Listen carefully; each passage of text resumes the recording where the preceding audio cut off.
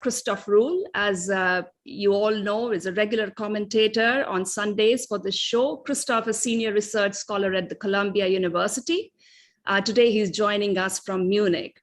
We are also hoping to have, on the show, Dr. Sarah Vakshuri. She's the founder and president of SVB Energy International. She is in Washington, D.C., where it is 2:30 a.m. her time. So, we're just hoping that things work out and she's able to join us a bit later, if not right away. Otherwise, you shall hear plenty from Christoph and me. So we've had quite an eventful week in the oil markets. I would say there was 2 US Gulf hurricanes in as many weeks.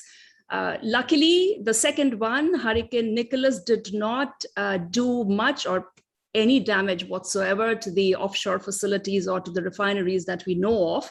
So things should not get worse, at least after Ida. We had the second consecutive weekly plunge in US stocks across crude as well as refined products. We had 3 closely watched monthly market outlook reports released all of last week from the EIA, OPEC, and the IEA. On the macroeconomic front, there was a slight easing in the pace of inflation in the US in August, and also data showing a strong rebound in retail sales in August in the US. So both of these factors propped up market sentiment quite a bit, at least in the financial markets, and it seemed it propped up sentiment in oil as well. So we had crude climb to 7-week highs midweek. It closed slightly lower on Friday, but it had held on to most of its gains as the week came to an end. I suppose, though, that the events in oil were still no match for the crisis that's unfolding in the European gas and power markets, right around where Christoph is sitting, and we hope to hear more from him. Spot gas and LNG prices were approaching the oil equivalent of nearly $150 a barrel, so that's quite something.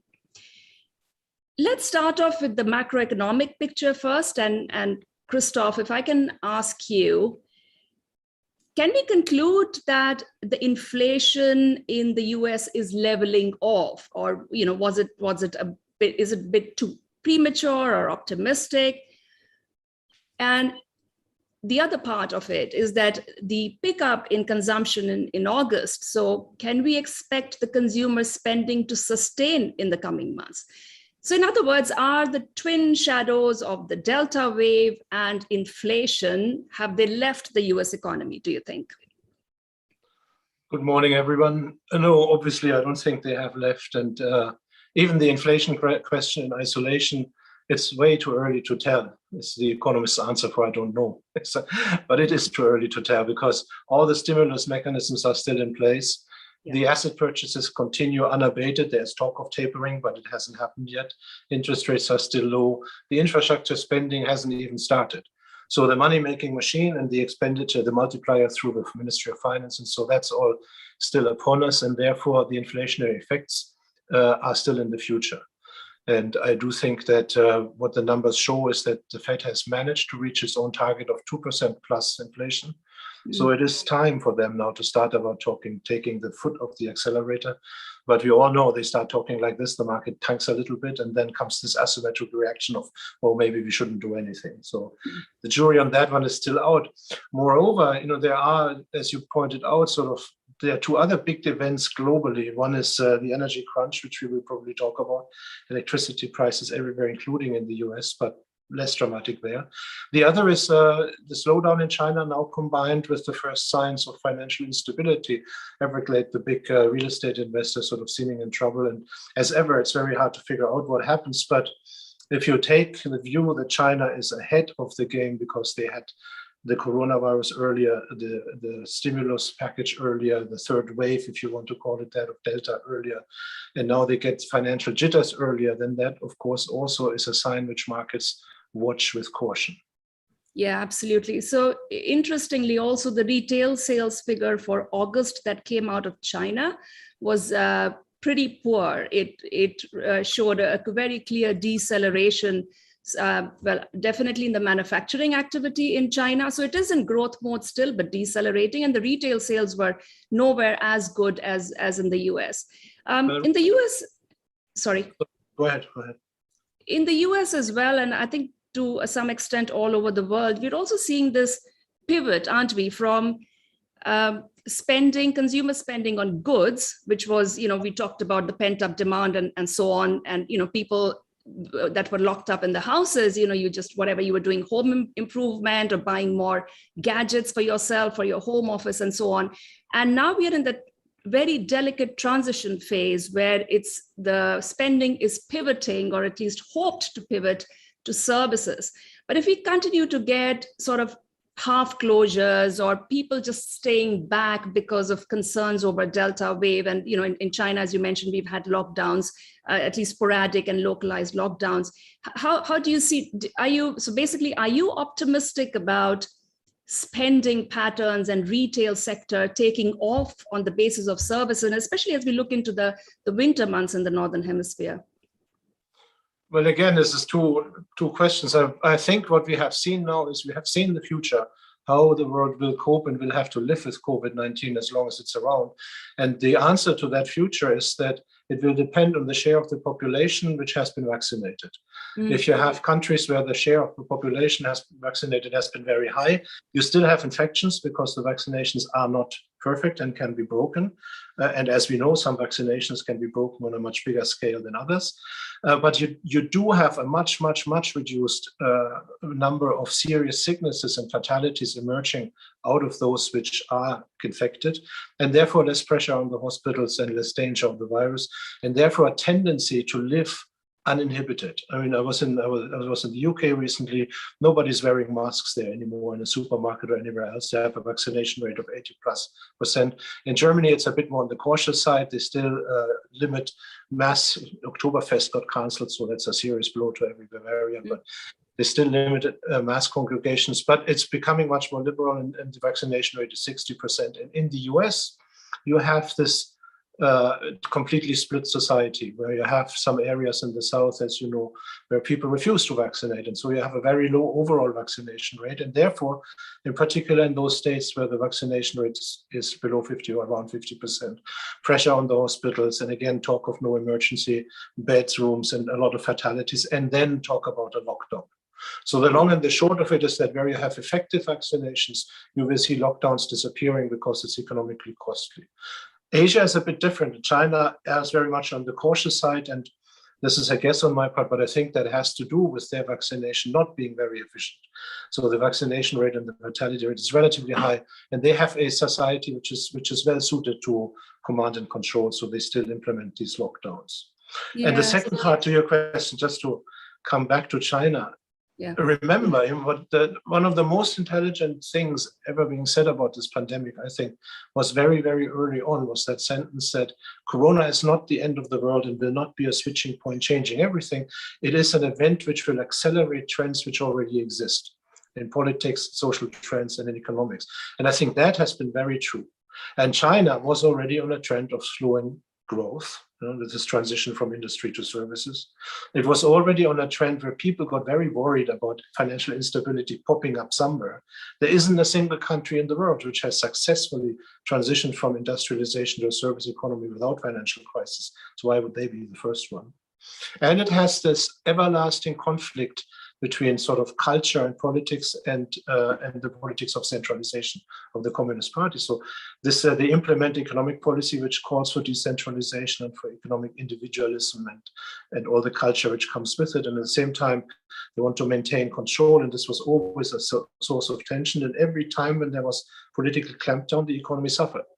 And this is what we are seeing right now. We are seeing sort of the need to remain strong and centralized politically, clashing with the economics, the clampdown on tech, and that having consequences on the financial performance in the stock market, and through exposure of over-leveraged entities like some parts of the housing market, and that feeding through together with the lockdowns to the corona spread. So that's the mix in China, and it's hard to judge from the outside, but I think that we will see at a minimum a continued decline in growth in China with all the negative implications for energy and oil markets.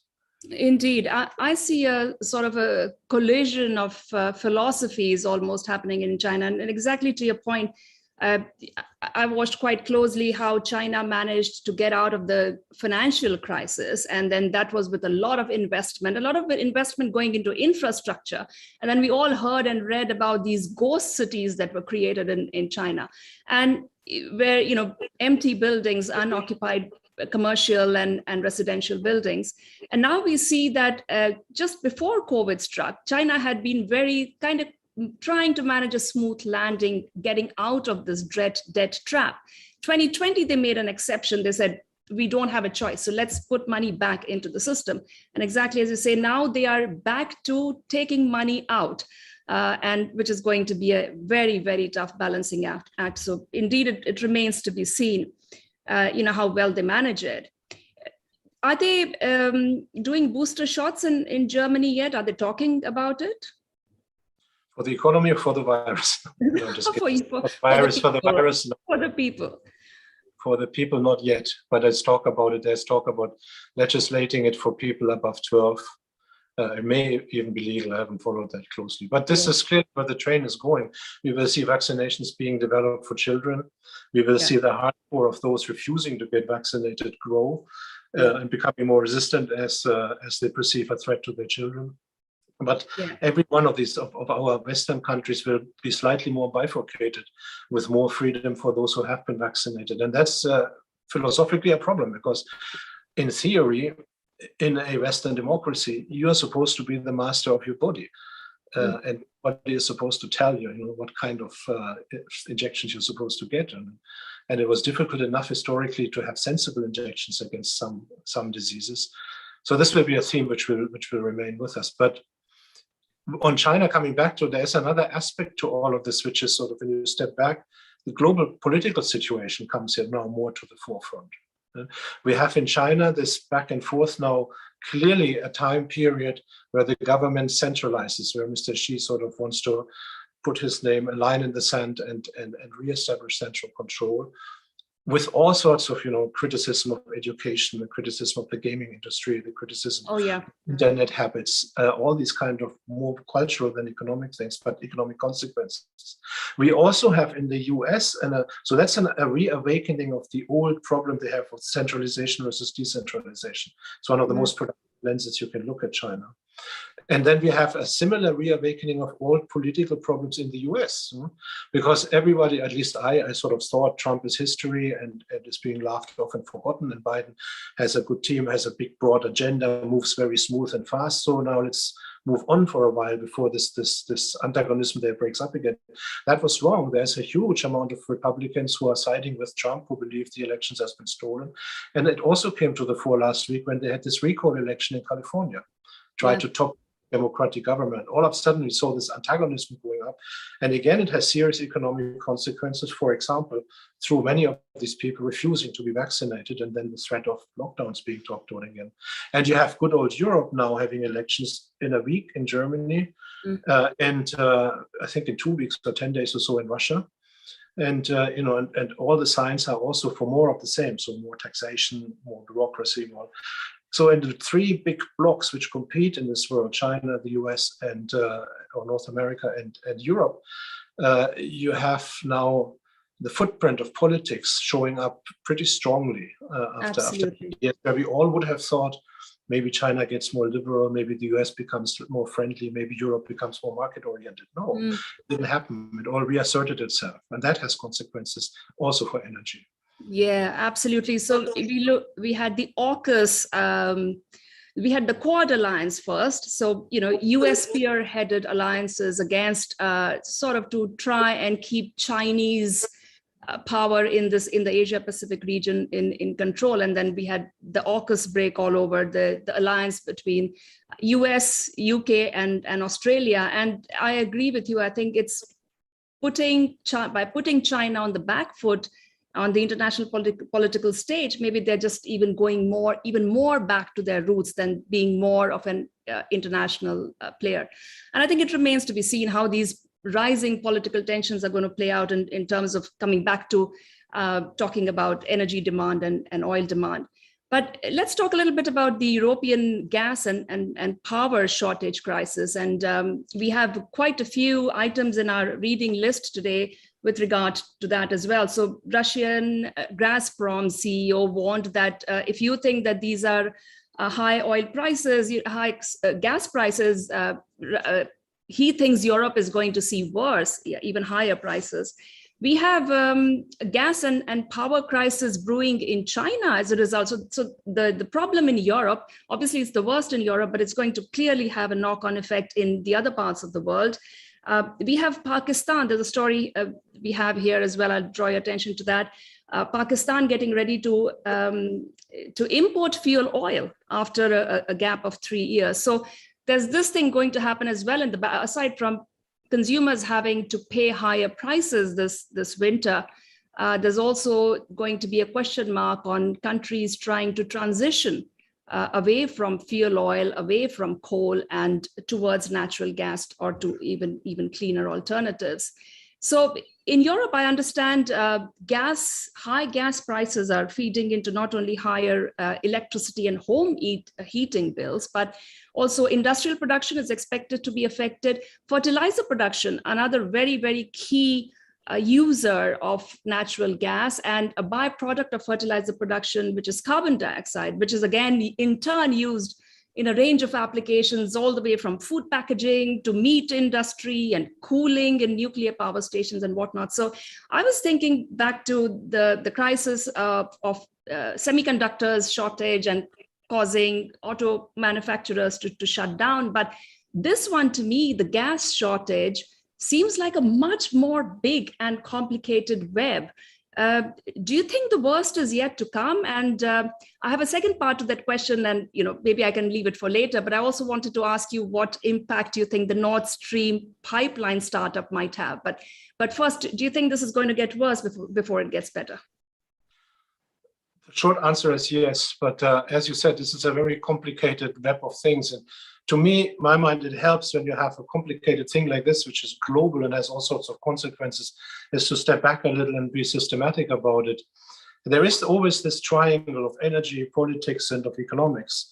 Mm-hmm. And this electricity price crisis or gas crisis affects all angles here. And what we are interested in the end is, of course, the feedback which comes to energy markets through politics and through economics. So if we step back here, I think there's two things one needs to keep apart. The first question is, are we worried about disruptions or are we worried about high prices? What happens is a situation with multi-causes. We know about that, very supply disruptions in everywhere in natural gas, LNG in particular, also in the US. Very, very strong demand from Asia, in particular from China. The system overwhelmed, becoming globally integrated with LNG, no longer bilateral pipeline relationships, but LNG being flexible around the world. And very low storage levels in Europe, I understand. They were just not replenished after winter. Yeah, I come to that. So that's why it affects everything, including Europe, because of this new flexibility of LNG. I mean, not too long ago, gas markets were sort of countries connected by pipeline. There you cannot have this. There you can have physical disruptions, but not this kind of market which expands via prices everywhere. Now, I think that the threat of supply disruptions is very low. You would have to have a combination of things, a very, very severely poor, bad winter, very cold winter, with physical disruptions. Maybe that could happen in the UK because they're more dependent on energy, but I don't see that as a systematic threat. But what will certainly continue under present conditions is high prices. And that will have an unforeseeable or unknown consequence, and that is, you mentioned storage levels in Europe being pretty low. So the high prices have already led to people waiting to fill up their storage. The storage levels, I think, are now at around 79%. Normal would be 86, 87%, somewhere in that neighborhood. This by itself in normal times would not be an alarm signal, but now it is. Now everybody says, oh my God, if the winter gets cold, we may get physical supply shut. And that leads to this herd behavior that everybody tries to buy more quickly. Prices go up very high. Storage level fills up slowly. And the consumer is confronted with this wave of very, very high prices. And that has led to the first actions of political protests in Spain. That has led to the energy transition losing credibility, right, left, and center, with the British switching on coal power again because they had to, and this led to a situation which could easily escalate in political protest, because if, like in Spain, electricity prices triple, then people will take to the street. If you have an average income of whatever 1,500 euros, and all of a sudden your electricity bill is 300 of that, then you are seriously impacted. And so that's the first effect it could have, both on the energy transition and on other energy markets. Political protest, again, slowing down the economy. And then the second effect these high prices could have is a direct economic effect. It will lower the competitiveness of energy-intensive places like China. That's why they are desperately trying to fight that, dent their economic growth, and Europe. And it will feed into the fears of inflation, in particular in Europe. So you have this chain. Is it disruption or price increases? It's more price increases. Does that mean that you can de-alarm and everything is fine, just a bit higher prices? No, because the price increases are so severe and are threatening to become more severe. It will trigger a political reaction and a direct economic consequence as well. So from your yeah, something not the end of it. So, yeah, this will be, and then long term from energy markets, of course, there's this additional argument that Europe is a leader of the energy transition. China has promised to decarbonize, and all these things will be thrown into doubt, because it will dawn on people, if a few disruptions can cause that kind of price reaction. Now imagine you try to seriously decarbonize this giant electricity power system globally. The costs will be so enormous that people will realize it cannot be in the simple way we are told it will be done. Probably more resistance to that as well. I understand the Nord Stream 2 gas pipeline from Russia is operationally ready, but I was just reading today also that apparently Germany needs to give it some sort of operating approval, and the process is expected to take up to 4 months. So is this related to the elections at all, or why is it going to take? Do you think they could expedite it? Well, think of the history. So that was a project where Europe for once took a stance against the US, because the US wanted to sanction it and wanted to avoid it. Russia, of course, wanted it to go ahead. The surface argument was that it's bad for Ukraine, and Ukraine is an ally. And so Europe was asked to fall in line with the US and refused. And in particular, Germany said, no, we're going to go ahead with it, despite US sanctions. So all of a sudden, German operating companies and financing companies were threatened with US sanctions. A key NATO ally was threatened with sanctions, which is nothing special these days. I think the total number of countries which is exposed to US sanctions, somewhere 86 or something ridiculous. But anyway, back to the pipeline. It is physically completed. Gazprom has said that it needs to start operations in order to increase gas supplies. And the current situation, of course, helps that argument in the political realm. Germany has to do some technical tests, which I've never heard that they take 4 months. This may be true or not. But Germany is also now in the throes of the election. So my best guess is you have to wait for a week where nobody wants to sort of risk a conflict with either Russia or the US in German politics. Then you have elections in Germany, which promise to be then followed by a very long, very complicated and protracted period of haggling and coalition building, during which the outgoing Merkel government is still running the show. And then you will see very fast approval in order to open Nord Stream to and bring gas in. And you will see a collective, I told you so, from Russia and from German, mostly interestingly conservatives, who have tried to defend that project all along, which will now, of course, be very public and saying, yes, here you have proof again. And it's interesting because all the way from the Soviet Union in the 1950s to Nord Stream now, the pipelines from Russia have delivered gas without major disruptions, except for the period when the Soviet Union collapsed and you had this conflict with the Ukraine. And so these that's why conservatives people also say this is just necessary, and Russia is a reliable partner in these energy supplies, and it's none of the US business to tell Europe how to import that energy by energy. Yeah, great.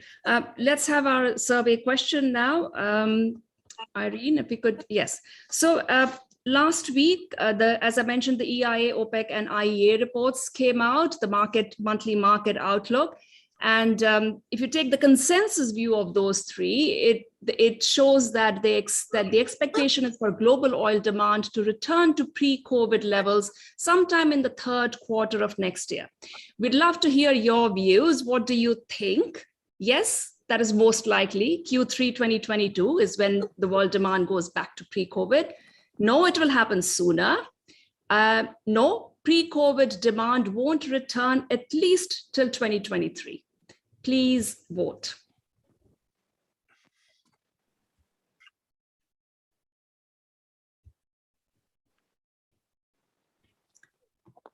Okay, so while we wait for the results, I think, Christoph, we should talk about the big Fed meeting next week. I did notice, so as I mentioned, the market mood was quite upbeat throughout last week, thanks in big part to the two US data, cheerful data of inflation declining a little bit, the rate of inflation, and retail sales being good. But I could see nervousness had crept back into the markets on Friday, and stocks didn't. I think the benchmark indices closed in the red. Of course, now once again we go into the wait and watch mode. What the Fed is going to do, what it is going to say. I suppose investors will once again be tuning in to what they are thinking of doing on the tapering of the bond purchases. So what do you expect to hear from the Fed, and how do you think markets will react next week to whatever the Fed says? Again, these short-term things one has to always take with a grain of salt. I would expect the Fed still to hold the course and to not remove the threat of tapering because it simply has to be done. And they will take the lowering of inflation rates as their cue and will say, see, we told you so. The inflation is the flash in the pan, not the growth. The growth will continue strongly. Its critics will say the growth is the flash in the pan and you need to do more because long-term growth will suffer. It's not the inflation. And we will not see much new in this debate. I wanted to make an additional point in that connection, in connection with the survey question also, to oil demand coming back, because this is very interesting, and here I can make a little bit of advertisement. When we have these efficiency gains which we observe, so every year in order to produce the same global GDP, we need less oil. And me and a colleague of mine have actually just produced a paper which is published on the website of the Columbia University, trying to put a number on that. And if you do that, it turns out that at current GDP levels, when you produce global GDP, which is about $85 trillion, 1 year later, you need about 2.2 million barrels of oil per day less. So now we had the COVID situation with this collapse in both oil demand and GDP in 2020 and 21. We are now in the last quarter of 2021. We are coming back to pre-COVID GDP levels, so to the 2019 levels, but it's 2 years ahead. So in order to produce at the end of 2021 the same GDP globally which we had in 2019, we will need 4.3 million barrels of oil less. And that's what's going on here. That's the gap. And that is why you see, it's not that demand is not recovering or very weak or anything. It's the normal pattern of efficiency improvements which we are seeing. We should not expect, as most analysts do, that the GDP level of 2019 equals oil demand of 2019. It doesn't. If it's 2 years later, it equals oil demand of 2019 minus 4.3. And this is a fascinating story in its own right, because these efficiency improvements have been with us in an extremely regular fashion since 1984, since the 70s, the crisis in the 70s. If that continues, then we can read all sorts of things. That one of them will be that oil demand will come back to the 2019 level with a delay, not at the same year GDP is back. And that's why I think that the IEA, one more time, will have to eat its own oil demand forecast and will lower it, as they usually have to. And I don't know why this is so slow in sinking in, because nobody looks at this oil intensity number. It's not a staple of analyst discussion. Why not escapes me, but it should become now. Yeah, I share your sort of frustration about that. I completely agree. I think energy efficiency, which has been an ongoing process much before the climate debate took on so much speed, is really doesn't get enough attention. Let's see if we can get the survey results now. Yes. Most people think it will happen, but it's kind of quite almost evenly split. It will happen in Q3 of 2022. it'll happen sooner, 19%, and not until 23, 35%. So it's the majority is either Q3 2022 or in 2023. That's interesting. I think it also shows to me the growing divergence, and we saw that between the three agencies as well. The EIA actually revised down its expectation for 21 demand growth, whereas IEA maintained it and OPEC upgraded it. So I think the bottom line is just getting harder and harder to get a read on how demand is going to pan out in the coming 6, 12, 18 months. So with that, I'm afraid we couldn't get Sarah online, but thank you so much for bearing with that. Christoph, you always have a lot of wisdom to share, and that saw us through the half an hour. I thank you very much, and thanks to all our participants for joining us on this Sunday. Thank you. Congratulations on your premiere. First Thank time. you. Okay. Thank you. Next week. Okay, bye, Thanks. everybody. Bye-bye.